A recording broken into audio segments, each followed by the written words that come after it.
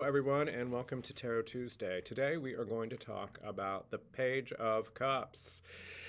A court card, we've kind of touched on this a little bit in previous videos, but I like to go over it in case you're just watching this video. So real quick, when somebody talks about the tarot court, it's based upon the four suits of tarot, and then it's based upon pages, knights, queens, and kings. Today, the Page of Cups, emotions. What does it mean when that comes up in a tarot reading? This is a fun card, and let's get right to it. So we're limited on time. So, Page of Cups. If you look at the card, there's the figure that's holding the cup, and a fish is jumping out of it, and there's water in the background. Cups are based upon the element of water, emotions, how we react to emotions, and each and every one of us imprint of emotions is completely different, and then that's why we all react to things differently. That's why somebody can watch one movie and think it's ridiculous and roll their eyes, and another person can be sobbing for days. Page of Cups. Why is there a fish coming out of the cup? Let's talk about that symbolism real quick. It's the water element representation, emotions, but it's also, it doesn't make sense, and it's requiring you to, hey, I never looked at it that way. Kind of an interesting thing. And so think about pages. If you talk about the archetypes and quadrants of life, a page is the youthful. And so that how you felt from 18 to 25, you looked at everything with an objective reality, and you weren't so jaded on everything, if you will. And so it's a call to that archetype, to go back to that type of archetype.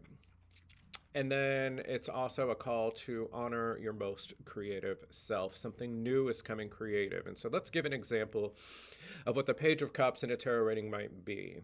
So let's just say that you have always been very talented with art. And so from the time you were in fourth grade, you did oil paintings and pastel paintings, and you're just kind of a master of these different mediums, and you were revered, and you went to competitions in your youth and that type of thing. And everyone loved your artwork and said, my God, you have a talent. But your parents or your friends, whoever it was that was influencing you at the time, art is not where it's at. You need to get a 8 to 5 job, and you need to go and make money to have the things you want. You're never going to be able to do that with art. And so you kind of got that in your head, and you listened to it, and you put that on the back burner, and you went and you got an accounting degree. And now fast forward to this time, and you're in your mid-20s, late 20s, and you're making big money. You're able to get the cars and the houses that you want. And so from a financial perspective, you're doing well. You're feeling good.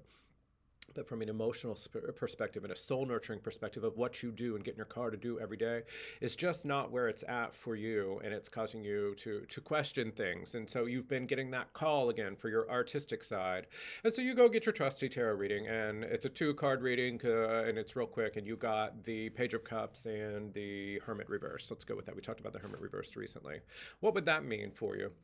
So you have this good paying job, but you're being asked to look at things from all angles, and I never thought about it that way. And the Hermit reversed is isolation, being inside your head and not believing in yourself and retreating too much, whereas like the Hermit upright would be retreating for a spiritual purpose and going on your own journey. That's something you want to do. It reverses itself, and it becomes stagnant, and it becomes a problem, and you're becoming a recluse and stuff, and it's all because you're in your head and you're not believing in yourself. And so that tarot reading would tell you, you might have a lot of niceties from your 8 to 5 job, and so you might want to keep that, but your soul isn't being nourished, your emotions aren't being nourished, and you're not able to be a happy and less cranky person for that reason. And maybe start on the weekend getting a side hustle. Get out your oil paints, get out your pastels, start showing the world your beautiful art.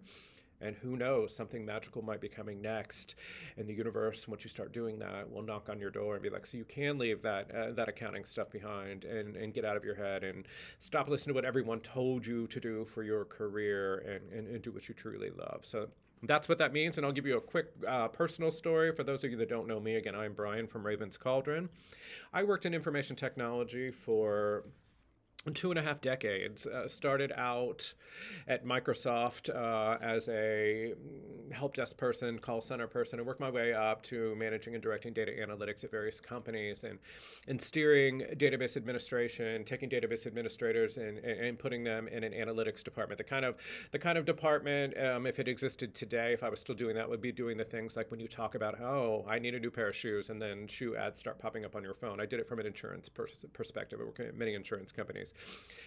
Don't want to say that I hated it. I met a lot of lovely people during that time, but it was not my soul's calling every day. I was typically late to work. I had a crusty attitude because I didn't want to do it, but I wanted nice things. I wanted nice cars. I wanted my house and stuff. And so I could never give it up because it's what I needed to have the things I wanted.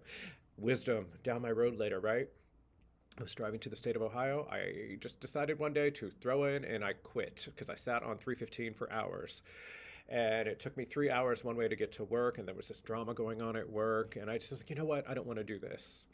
I quit without a plan. And within 3 weeks, I opened Raven's Cauldron at an old location and started putting in all of my energy and time into this business because it's what I love. As a child, I have loved nothing more than crystals, gemstones, herbs, esoteric and arcane things that I can't see and touch and necessarily understand, but want to learn more. I love all that stuff. That's what is my soul nourishment. That's what gets me out of bed in the morning, and that's why I'm here. So my Page of Cups moment was that, combined with the Hermit.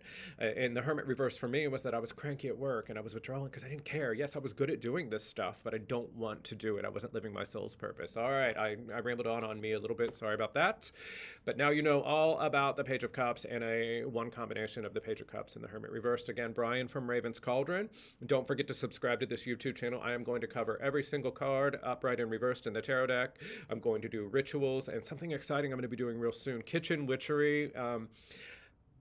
How can I describe? I love to cook, and I love high level. I love one of my heroes in life is Gordon Ramsay, and so I love to cook all kinds of from scratch Asian food, or Finnish food, or Russian food, Indonesian, and I study this stuff and I love it. I have a huge pantry of ingredients and I cook all these kind of deep dishes and stuff. And so I'm going to start making videos and share that with you because what is more witchy than the alchemy of cooking? And people really want to learn to cook some of this stuff, and I think I can provide some value too. So that's going to be coming real soon. So I appreciate each of you. Don't forget to subscribe, and we'll be in touch next week.